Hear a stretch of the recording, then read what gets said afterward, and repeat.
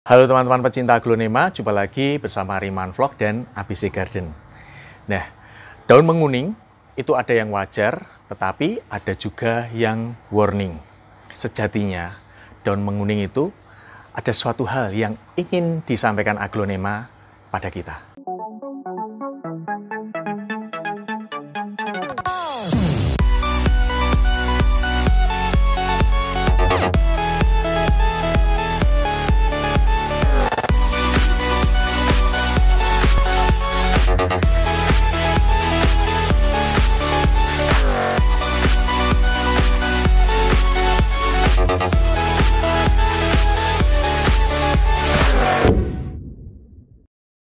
Di dunia aglonema, terutama penghobi itu, kalau melihat aglonema menguning daunnya, itu jadi momok yang menakutkan. Nah, itu juga saya alami. Jadi dulu itu, waktu awal-awal saya merawat ketika melihat daun menguning, waduh, ada apa ini?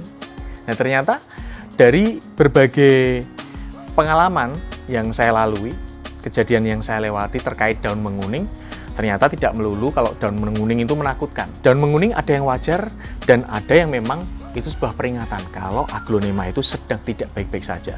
Bahkan ada yang sudah fatal. Nah, kali ini yang pertama saya akan menunjukkan contoh daun menguning yang wajar. Daun menguning yang wajar ini dia. Ini saya punya Big Mama. Teman-teman kalau sudah tahu ya, di episode-episode sebelumnya Big Mama itu sering saya tunjukkan. Nah, ini. Sekarang kita coba lihat, perhatikan.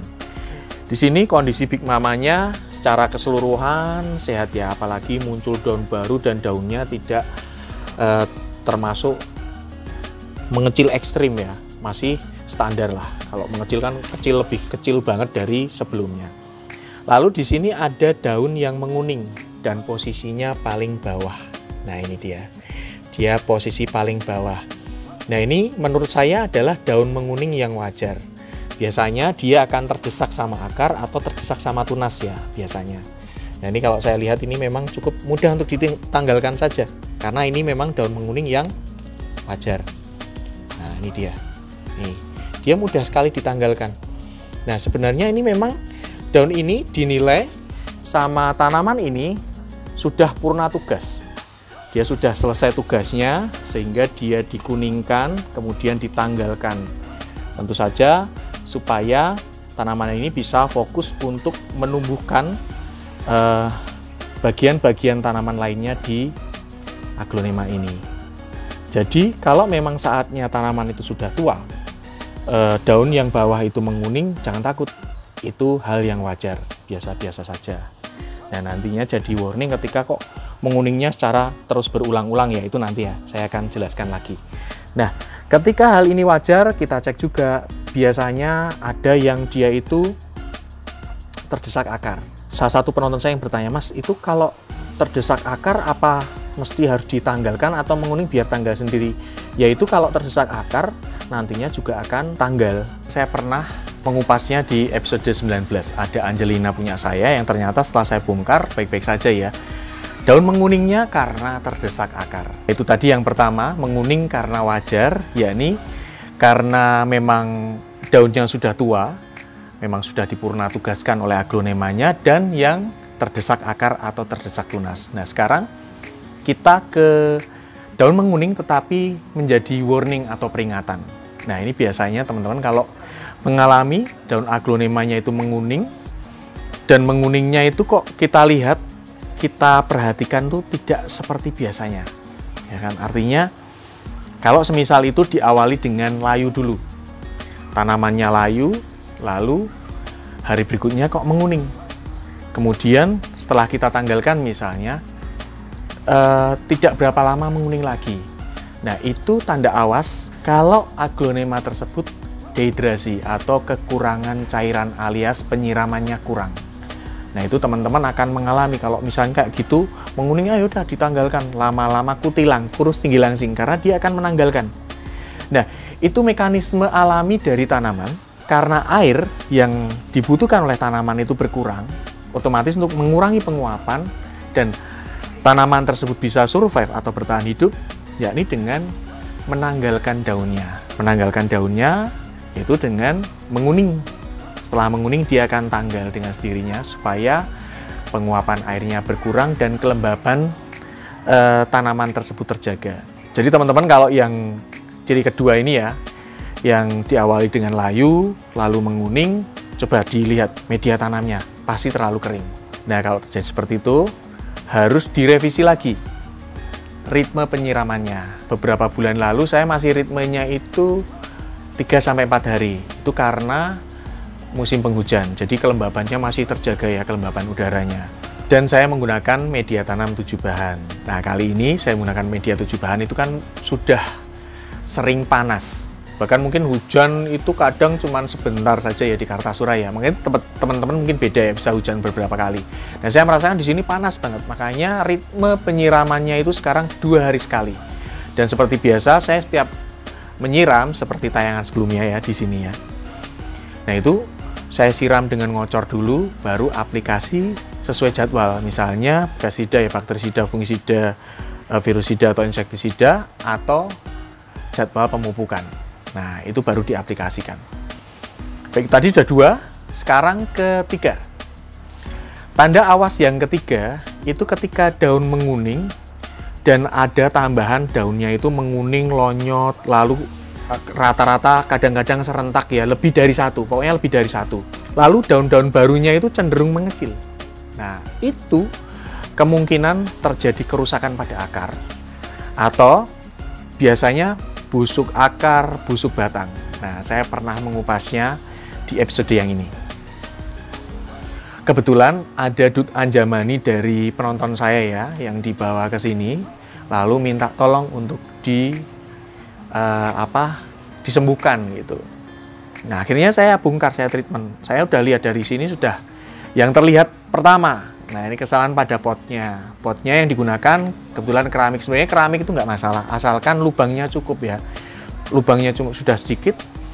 Lalu media tanam yang digunakan tuh cenderung padat atau tidak memenuhi 5 syarat media tanam untuk aglonema. Saya ingatkan lagi tentang 5 syarat media tanam untuk aglonema. Yang pertama adalah poros atau porositasnya bagus. Jadi ketika air diguyur ke media tanam, ke potnya, itu mengucur dengan deras.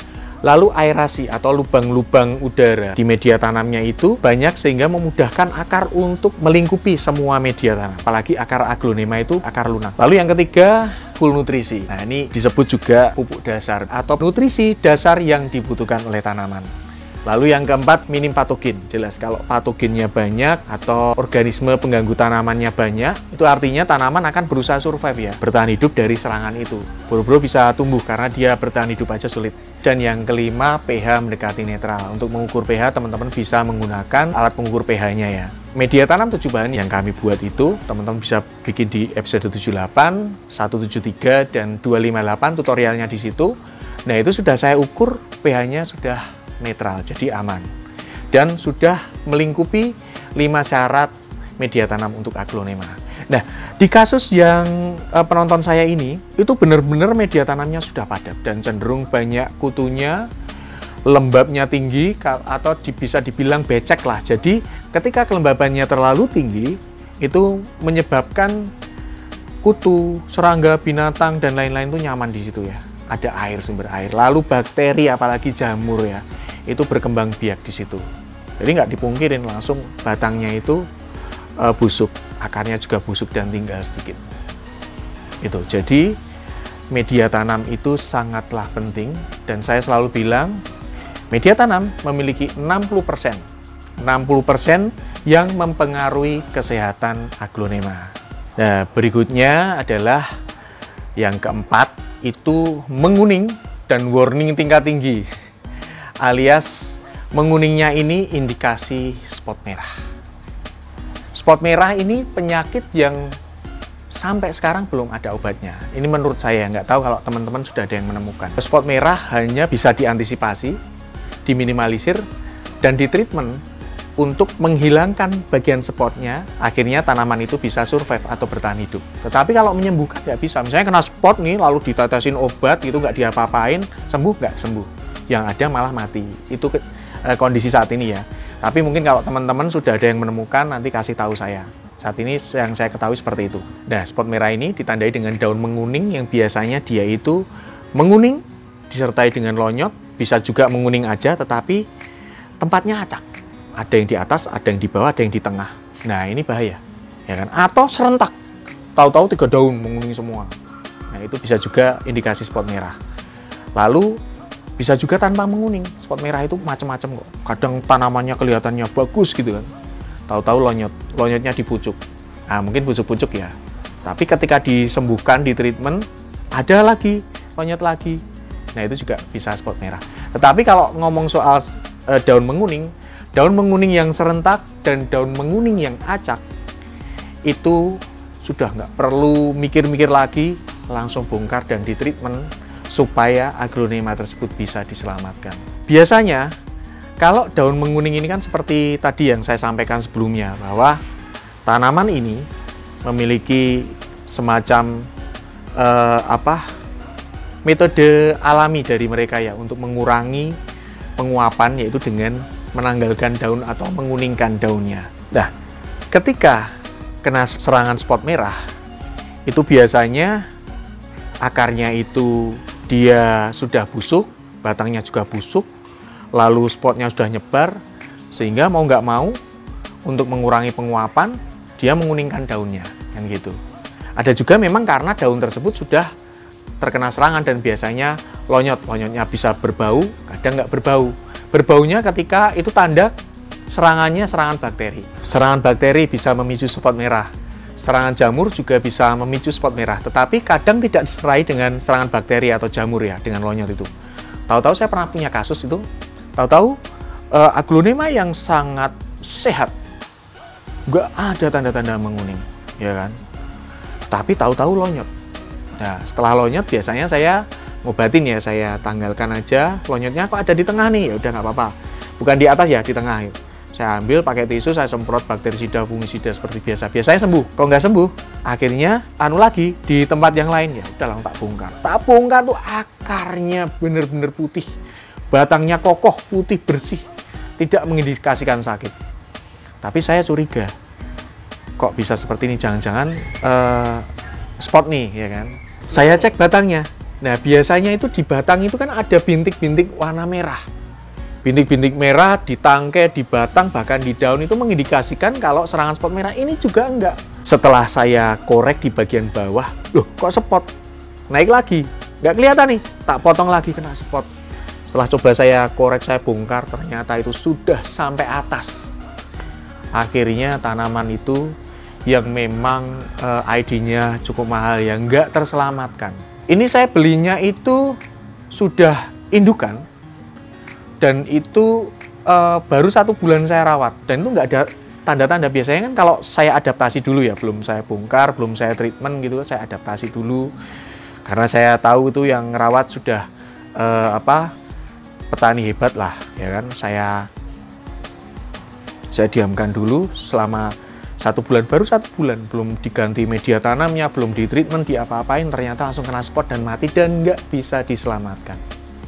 Nah, itu artinya teman-teman, spot merah itu silent killer ya, membunuh dalam diam.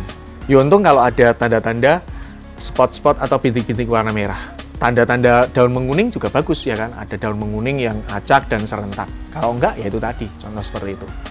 Jadi, itu tadi teman-teman, ada 4 daun menguning yang wajar. Warning tadi karena dehidrasi ya, yang kedua karena kelembaban media tanam terlalu tinggi atau becek, yang keempat karena spot merah. Penanganannya itu hampir sama ya teman-teman. Pertama itu wajar ya, tinggal ditanggalkan saja. Lalu kalau kurang air atau dehidrasi, tinggal penyiramannya, treatmentnya lebih sering. Nah, lalu kalau untuk yang tadi gara-gara media tanamnya, ya media tanamnya harus diganti.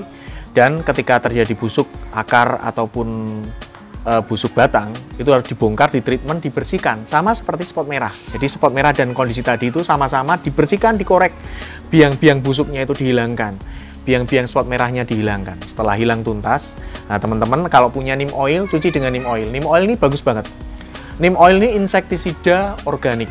Bahkan ada Kalau teman-teman nggak punya bakterisida fungisida, di situ sudah ada di neem oil itu ada bakterisida fungisida, gitu kan? Bisa untuk mencuci, dicuci dulu semuanya. Nah, setelah dicuci, silakan. Ini yang paling penting adalah langkah perendaman. Perendamannya praktis menggunakan neostarter. Neostarter ini sudah ada bakterisida, fungisida, ada hormon-hormon penumbuh, vitamin B1 dan lain-lain, komplit lengkap. Tinggal direndam saja. Kalau treatment tanaman sakit, tentu saja apa? Direndam selama 2 hari.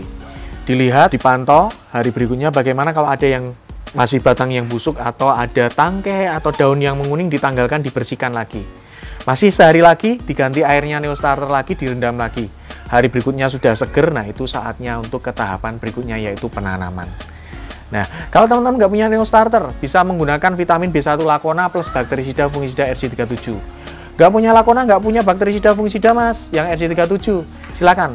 Bisa dengan vitamin B1 apa saja, lalu ditambah dengan misalnya baktosin. Baktosin ini bakterisida fungisida ya, yang kimiawi. Kalau punyanya anti Jerman ya vitamin B1 campur anti Jerman. Kalau punyanya Nordok, vitamin B1 campur Nordok gitu. Nah, itu perendaman itu sangat penting karena itu nanti akan menyembuhkan, memulihkan tanaman. Baru kalau sudah saatnya segar, nah saatnya ke penanaman. Penanamannya sama. Kalau nggak ada akarnya, dikasih root fix, lukanya ditutup dengan salep kambium. Setelah itu ditanam. Tanamnya biasanya kalau sakit itu saya menggunakan 2 bahan, yakni pasir malang dan sekam bakar dengan perbandingan 1:1. Tapi kalau teman-teman sudah yakin bahwa wah pakai 7 bahan sehat, ya udah sehat pakai itu aja. Beberapa tanaman yang langsung menggunakan 7 bahan yang sudah saya fermentasi itu tadi juga bisa tumbuh dan bisa selamat ya. Jadi semoga konten kali ini bermanfaat teman-teman.